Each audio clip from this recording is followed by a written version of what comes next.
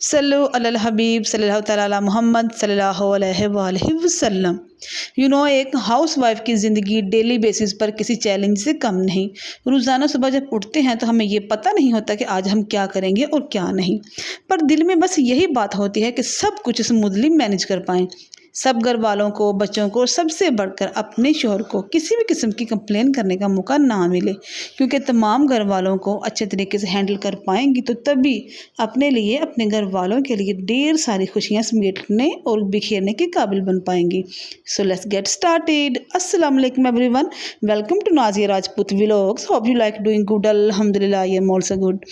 तो आज भी हमारा दिन अल्हम्दुलिल्लाह अल्लाह ताला की इबादत और शुक्रगुजारी से शुरू हुआ। तो नमाज फ़जर अदा करने के बाद मैं आ गई हूँ अपने घर की छत पर, क्योंकि मेरी कोशिश होती है कि मैं थोड़ी सी मॉर्निंग वॉक करूँ, क्योंकि मॉर्निंग वॉक करने से इंसान थोड़ा एक्टिव हो जाता है, बल्कि यूँ भी कहा जाता है कि चैलेंज के लिए तैयार हो जाता है। और वैसे भी सुबह की ठंडी और ताज़ा हवा मूड को खुशगवार बना देती है। सुबह की ताज़ा हवा ये भी अल्लाह ताला की एक बहुत बड़ी अजीम नेमत है हम जैसे गुनहगारों के लिए। हम तो इस काबिल भी नहीं हैं कि उसकी नेमतों का शुक्र अदा कर सकें। उसने जितनी नेमतों से हमें नवाजा है, हम तो उसके एक एक पानी के कतरे के भी बराबर उसका शुक्र अदा नहीं कर सकते। घर की रूटीन में शामिल है सुबह सबसे पहले ब्रेकफास्ट रेडी करना। सबसे पहला चैलेंज कि किसने नाश्ते में क्या खाना है। नाश्ता भी हर किसी की पसंद का होना चाहिए। अगर नाश्ता किसी की पसंद का ना हो तो शहनशाह नाश्ता ही नहीं करते और सारा दिन एवं ही बिला वजह मुंह बना बना कर सारे घर में ऐसे फिरते हैं कि कहीं के बादशाह सलामत हों। किसी को चाय पराठा, किसी को आमलेट पराठा, तो किसी जनाब को नाश्ते में चाय बिस्किट चाहिए। इतने ऑप्शन रेडी करते करते खुद की भूख ख़त्म, टाटा बाय बाय हो जाती है। तो जब सबको उनकी मंजिल मकसूद पर खैर खैरियत से पहुंचाकर अपनी बारी आती है तो बस यही सोचती हैं कि जो बच्चों और शोहर ने छोड़ा है वही नाश्ते में खा लेती हैं। हालांकि होना तो ये चाहिए कि खुद के लिए एक प्रॉपर अच्छा सा हेल्दी ब्रेकफास्ट की ट्रे सजाकर और सुकून से घर के एक खूबसूरत से कोने में बैठकर मज़े से अल्लाह ताला का शुक्र अदा करते हुए नाश्ता करना चाहिए, क्योंकि अगर वो बादशाह सलामत हैं तो हम भी अपने घर की मलिकाएं ही हैं। लेकिन हम हाउसवाइफ सोचती हैं कि बस जो है वही जल्दी से खा लेते हैं, क्योंकि बाद में घर के बाकी सारे काम भी तो करने हैं। शाम तक घर के सारे कामों को स्मूथली मैनेज करना ये किसी चैलेंज से कम तो नहीं। तो मैंने भी छत से नीचे आकर सबसे पहले नाश्ता तैयार करने के लिए आटा गूंदा। हमारा खालिस गंदम का आटा होता है जो कि गूंदने में आसानी से गूंदा जाता है और उसको ज़्यादा राइस करने की भी ज़रूरत नहीं पड़ती। थोड़ा गूंदने में ट्रिक लगानी पड़ती है। अगर हम आटे को ज़रा ज़्यादा गूंदें तो आटे को राइस होने का वेट नहीं करना पड़ता, बस गूंदो और रोटियां बना लो। तो मैंने भी जल्दी से आटा गूंदा और रोटियां बनाई। हमारे घर में नाश्ते में सादी रोटियां और पराठे दोनों ही बनते हैं, क्योंकि मेरे बच्चों ने पराठे खाने होते हैं और मैं और मेरे हस्बैंड सादी रोटी खाना पसंद करते हैं।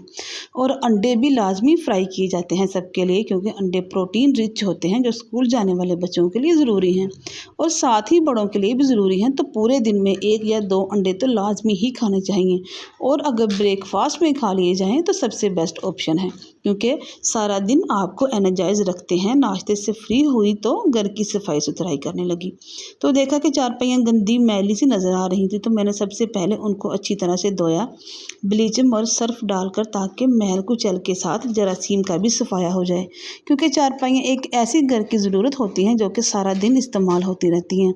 तो साफ़ सुथरी होंगी तो घर में आने वालों को भी अच्छा माहौल मिलेगा। चारपाइयों को धूप में रखा और सारे घर की सफाई करना शुरू कर दिया और जल्दी जल्दी से सफाई की, क्योंकि मुझे थोड़ी ग्रोसरी की भी शॉपिंग करनी थी और बेकरी से भी स्नैक्स और बिस्किट वगैरह लेने के लिए जाना था। तो जब हम बेकरी में इंटर हुए तो वहाँ हर चीज़ फ्रेश और साफ़ सुथरे तरीके से रखी हुई थी, क्योंकि हम लोग कल रात को भी बेकरी में आए थे, मगर सारा दिन गुजर जाने की वजह से शाम को काफ़ी चीज़ें उनके पास नहीं थी, ख़त्म हो चुकी थी। तो हमने सोचा कि कल सुबह आ जाएंगे, और आज जब सुबह आए तो माशाल्लाह तमाम चीज़ें अच्छी और फ्रेश मिल गई। और ताज़ा चीज़ों को देखकर दिल चाह रहा था कि तमाम चीज़ें ही ले ली जाएँ, मगर हमने तो अपनी ज़रूरत की ही चीज़ें ली और घर वापस आ गए। और साथ ही सब्ज़ी, अंडे, गोश्त और कुछ फ्रूट्स भी ले लिए, क्योंकि आज हमारे घर कुछ गेस्ट आने वाले थे अल्हम्दुलिल्लाह।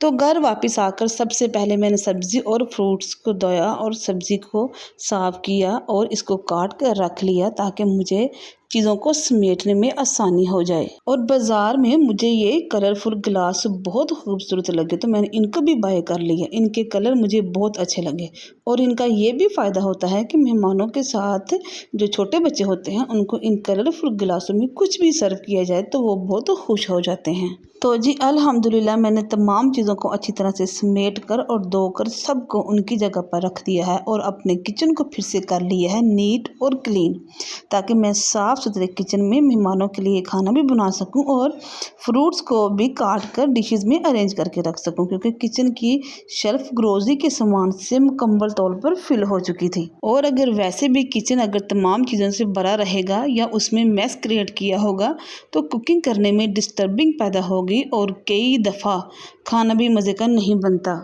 सुबह से काम करते हुए और बाज़ार में शॉपिंग करते हुए मुझे थोड़ी टायर्डनेस और थोड़ी वीकनेस महसूस हो रही थी, तो मैंने सोचा कि चाय बनाती हूँ ताकि चाय से थकावट थोड़ी कम हो जाए और मैं किचन में खाना की तैयारी के लिए जा सकूँ। तो मेरी बेटी की भी चाय की फरमाइश आ गई तो मैंने उसके लिए और अपने दोनों के लिए चाय बनाई और चाय को पीने के बाद मैं फिर से किचन में आ गई खाना बनाने के लिए। तो इसी के साथ अपनी ब्लॉगर नाज़िया राजपूत को दीजिए इजाज़त। अपना बहुत ख्याल रखिएगा, दुआ में याद रखिएगा। जहाँ रहें हैप्पी रहें, हेल्दी रहें और अपनों में खुशियाँ बांटते रहें, क्योंकि खुशियाँ बांटने से बढ़ती हैं और गम बांटने से कम हो जाते हैं।